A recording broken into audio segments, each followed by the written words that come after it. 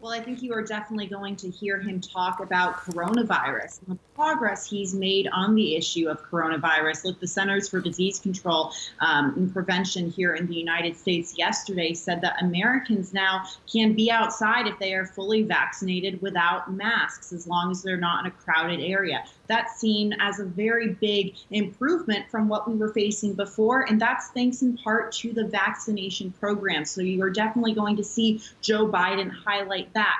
However, he's also going to urge Americans to continue to get vaccinated. There is still quite a bit of skepticism here in the United States about getting vaccinated, how the vaccine will impact them physically, or their loved ones physically. And there's also skepticism after the hiccups with the Johnson & Johnson vaccine earlier this month. So he is most definitely going to talk about that. But he's also going to be talking about the need for bipartisanship in Congress, the need to pass reforms like infrastructure reform, for example, to help the country's infrastructure. And I would expect that he extends some sort of olive branch to Republicans. That being said, we don't know how Republicans and even progressives are going to react to this, because both have been rather critical of Joe Biden. And we'll see the Republican response from Senator Tim Scott, the only African-American Republican in Congress, someone who's seen as very influential during this moment of racial reckoning here in the United States.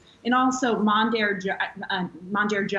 Bowman, a progressive congressman from New York. He will be giving the progressive response. So a lot to look out for in this address. Yeah. Key to Biden's infrastructure program is going to be economic reform, and that includes tax hikes and a minimum wage. This is a high priority for him.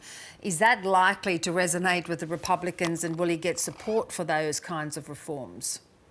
Well, with the issue of tax hike and minimum wage, those are very tricky subjects for Republicans. We have seen Republicans signal support for a hike in the minimum wage, but they don't necessarily agree with the way Democrats are going about it. So that's going to be an issue.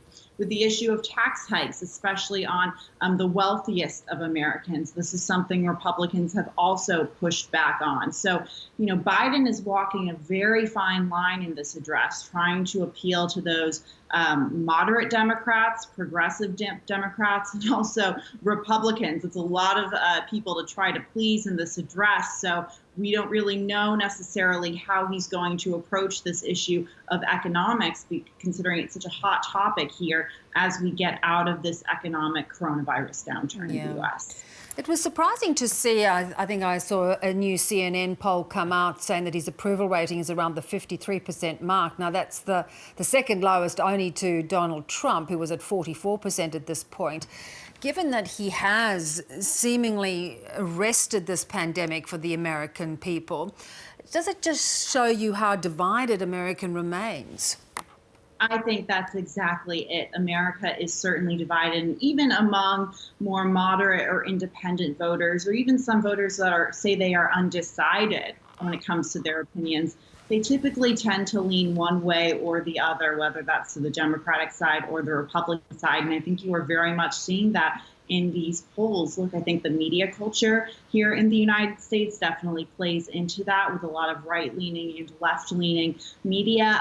You also see a very divided Capitol Hill right now, and those lawmakers that are elected that are very partisan, well, they're elected because of their constituents who are obviously electing them, and they're electing very partisan figures. So I think you are seeing a Republican Party and a Democratic Party that are inching towards the ends of those spectrums, further to the left and further to the right. And that's what's playing out in these polls. Yeah, and that is part of the Trump legacy, the election of some of those very partisan Republicans. There's talk Trump will start campaign rallies again soon. How much of a grip does he still have on the Republican Party?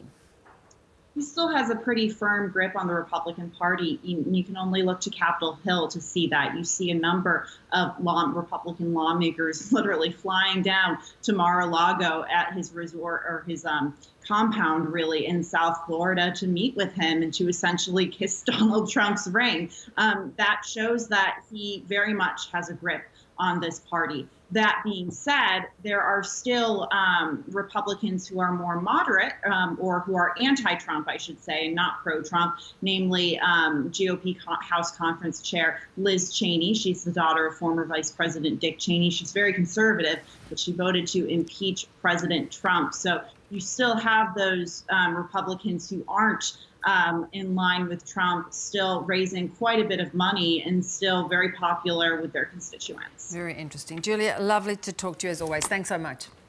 Thank you.